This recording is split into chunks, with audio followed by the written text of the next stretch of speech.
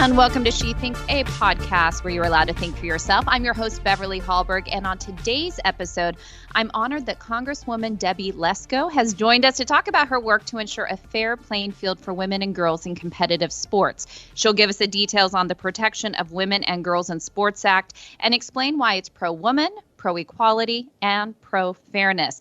Before we bring her on, a little about the Congresswoman. She represents Arizona's 8th Congressional District, and she serves on the House Judiciary, House Rules, and House Homeland Security Committees. She also serves as the co-chair of the Congressional Caucus for Women's Issues.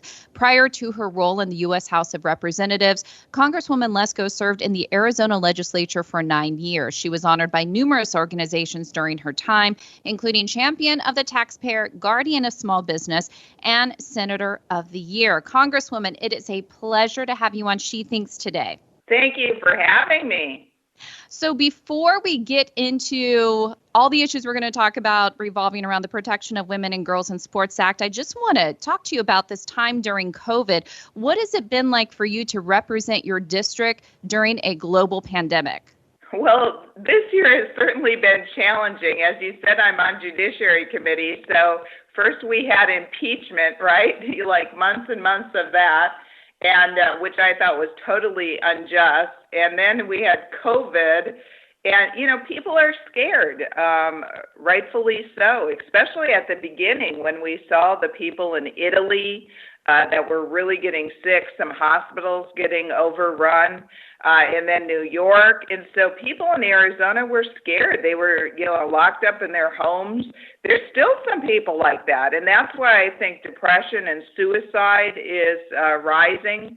People aren't used to this different norm. I mean, parents are having to juggle and help their students do homework and schooling online.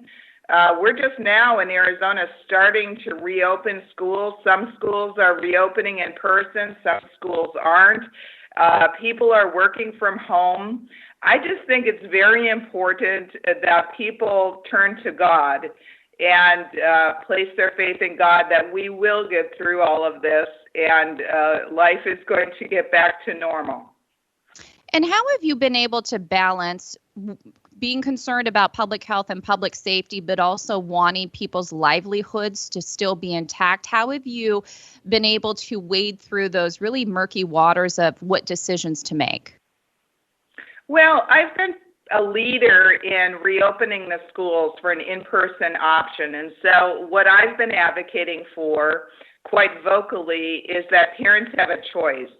So parents who think that it's safe for their children to go back to school should be able to have that in-person schooling choice, and parents that don't feel comfortable can keep their children at school.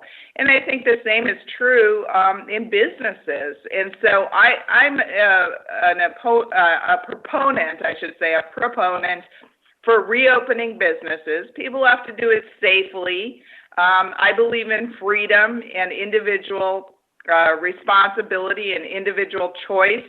I do not support Joe Biden's call for a national mask mandate because I think different parts of the country are different. And so it should be left up to the local governments. And as you just mentioned, there's been a lot of news stories this year. There's impeachment that we started the year off with. There is then the pandemic that we moved to and all that's gone into that. Now we have elections, which are front and center. But of course, the goal of this podcast is to talk about your work on women's issues, specifically the Protection of Women and Girls in Sports Act. This is an act that you have co-sponsored. Can you tell us a little bit about it? We at IWF like to highlight those issues that aren't being talked about in the news a lot, but are still extremely important. So tell us a little bit about your involvement.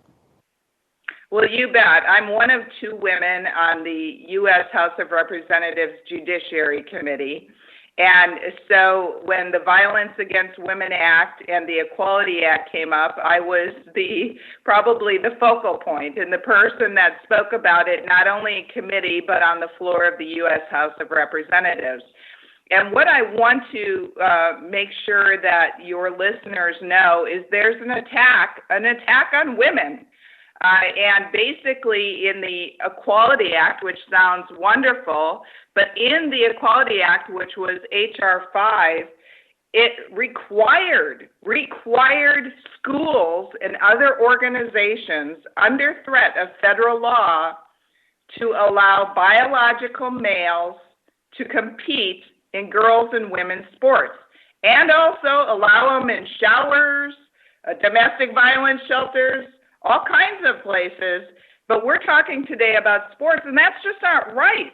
It's not right. We have fought so long as women for our freedoms, our ability to stand up and believe in what we believe in, and now we're going to be forced to have biological males compete in girls' and women's sports. That's not fair to the woman.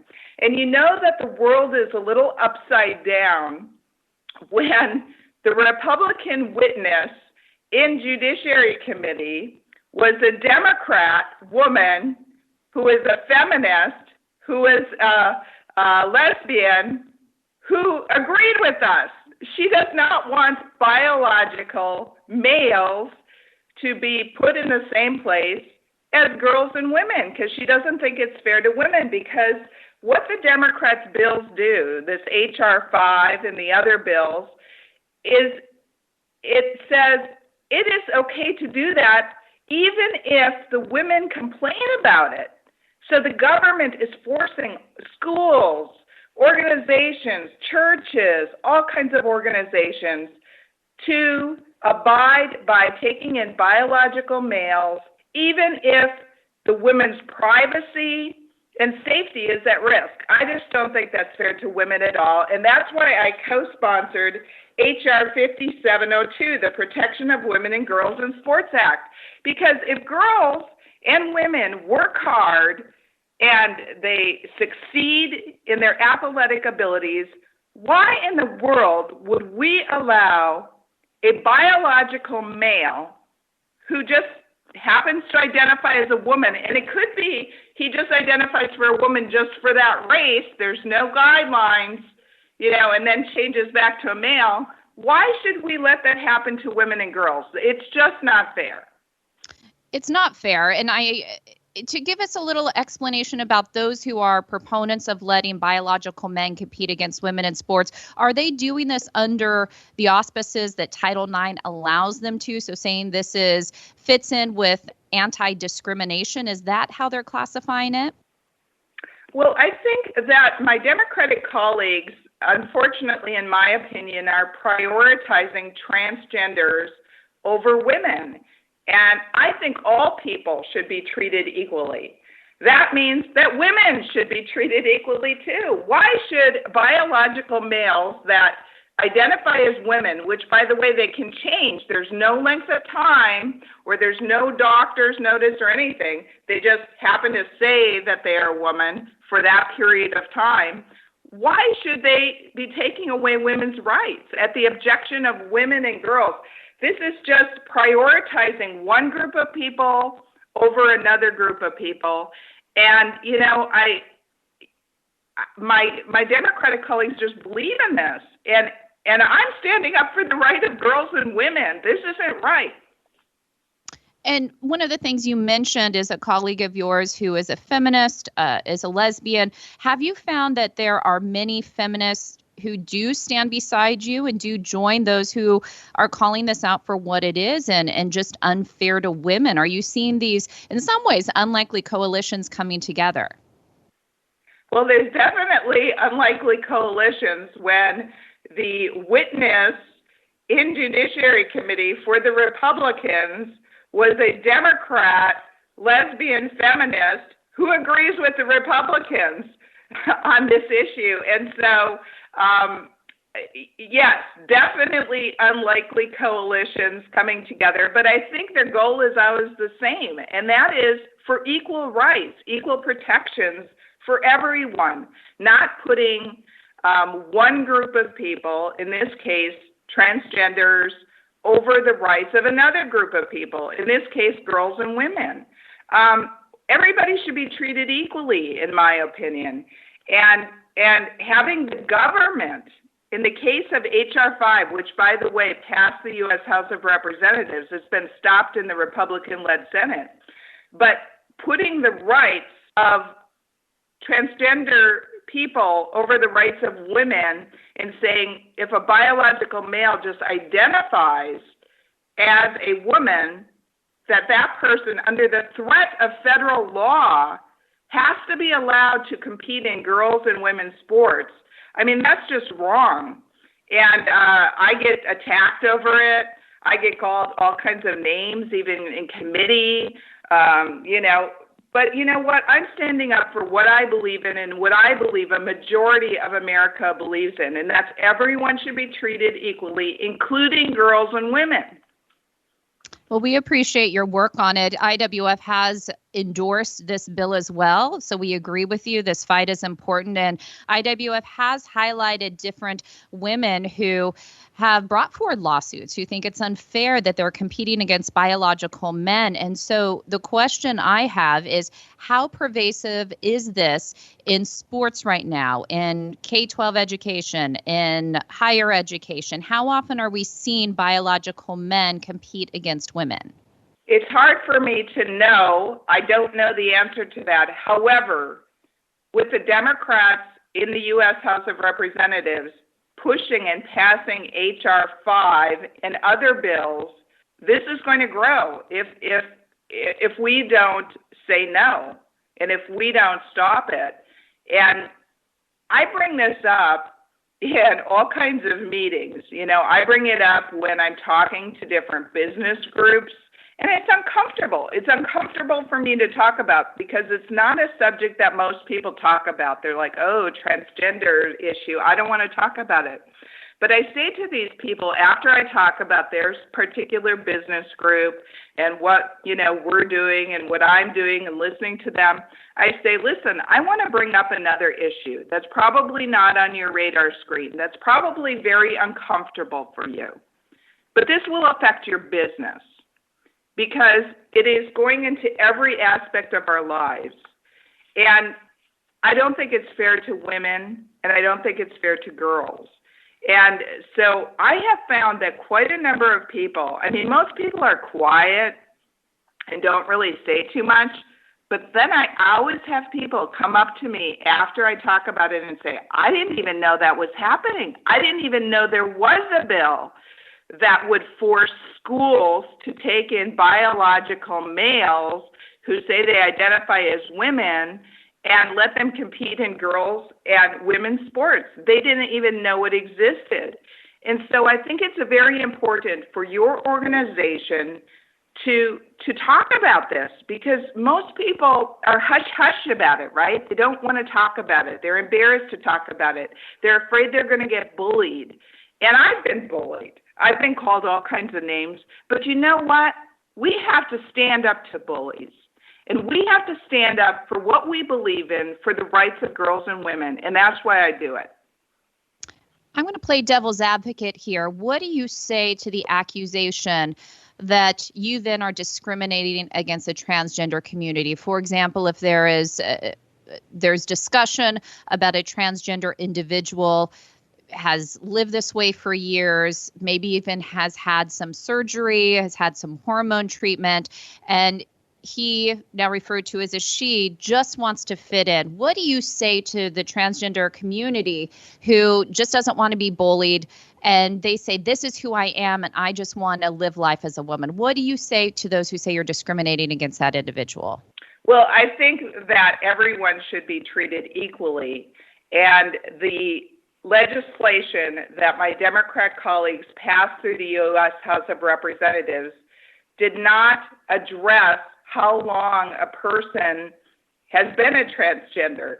It doesn't have any guidelines like saying, okay, you need a doctor examination, or you need a psychology examination, or there has to be a certain time. It just says, if you identify as a woman, if you're a biological male, and you have all the male body parts, and you just say, I identify as a woman or a girl, then under penalty of the federal government, the schools the organizations, the athletic organizations have to take in this biological male and have them compete in girls and women's sports. And so that's where I have a huge problem. I have a huge problem there because there's no, like, the person can change every minute. They could identify as a male one moment and identify as a woman the next moment. There has to be some kind of guidelines, and this is just wrong, prioritizing one group of people over another. And I'm sure there are individuals in the transgender community who would agree with that as well. I know on certain other issues, they feel like their perspective is being hijacked by people on the left on occasion. But I want to touch on something you said earlier, and that was speaking out regardless of the bullying, regardless of what is said against you. I found it fascinating. In the past month, we saw a poll showing that whether people identify as Republican or Democrat, the majority of people are afraid to speak out right now because of the polarization, because of the increased violence that we're seeing. Just turn on your TV on certain networks and you will see that. What would you say to people who are afraid to speak out because they're afraid of the backlash? Obviously, you as a congresswoman, you're front and center, you're a public figure. What would you say to individuals who say, I'm afraid? What encouragement would you give to them? Well, I have the opportunity to talk about people all the time because I walk door to door, door knocking, and I ask people if they want my sign in their front yard, if they want Donald Trump's sign in their front yard. And so I can see firsthand how people are afraid, especially putting a Donald Trump sign in their front yard. They're afraid that they're going to get attacked. They're afraid if they put a bumper sticker on their car, they're going to get keyed. And so this is a real issue. And Republicans historically have had the support of the silent majority. And so when I speak, I say we can no longer be the silent majority. We have to stand up for the future of our nation. And it's up to every single one of us. It's just like in a schoolyard. If we let people bully us, they're going to continue to bully us. We have to stand up. And if we're united, there's more of us than there are the bullies. And if we stand up together, we are going to win.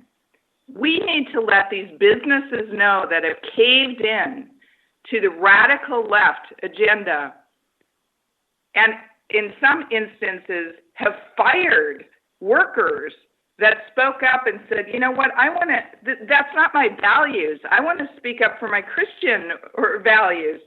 And we have to stand up, united. It is so important. Otherwise, we're going to lose our country. And so this is what I say to people. It's important that all of us speak up. I know it's hard. I know we're going to get name called, but who cares? It's the future of our country at stake. Final question for you. Speaking about winning, where currently is the Protection of Women and Girls in Sports Act? What is the likelihood that this could pass? Well, for your listeners, I want to give them a 101 on politics. Okay, so here in the U.S. House of Representatives, it's under Democrat control. That means there's more Democrat Congress members than Republican Congress members. That means Speaker Pelosi is in charge of the agenda, and all of the chairmen of all of the committees are Democrats. The Democrats passed and believe in H.R. 5. They believe in requiring the government under mandate of federal law to require that biological males who identify as women be able to compete in girls and women's sports. So that means the bill that I co-sponsored has probably no chance. It would be a total miracle if a Democrat chairman and Nancy Pelosi let that be heard in a committee. And that's why elections matter. Elections matter because if we get back a Republican majority in the U.S. House of Representatives, then the agenda is set by the Republicans who oppose that government mandate that allows biological males to compete in girls and women's sports. Well, Congresswoman, we appreciate your fight for women. We appreciate you also coming on She Thinks today and sharing your perspective on this important issue. So thank you so much. Thank you. And thank you for joining us. If you like what you're hearing on She Thinks, then you won't want to miss out on the latest news from Independent Women's Forum. Sign up for mobile insight alerts and email updates by going to iwf.org. Last, if you enjoyed this episode of She Thinks, do leave us a review on iTunes or wherever you get your podcasts. It does help. And we'd love it if you shared this episode and let your friends know where they can find more She Thinks conversations. From all of us here at Independent Women's Forum, thanks for listening.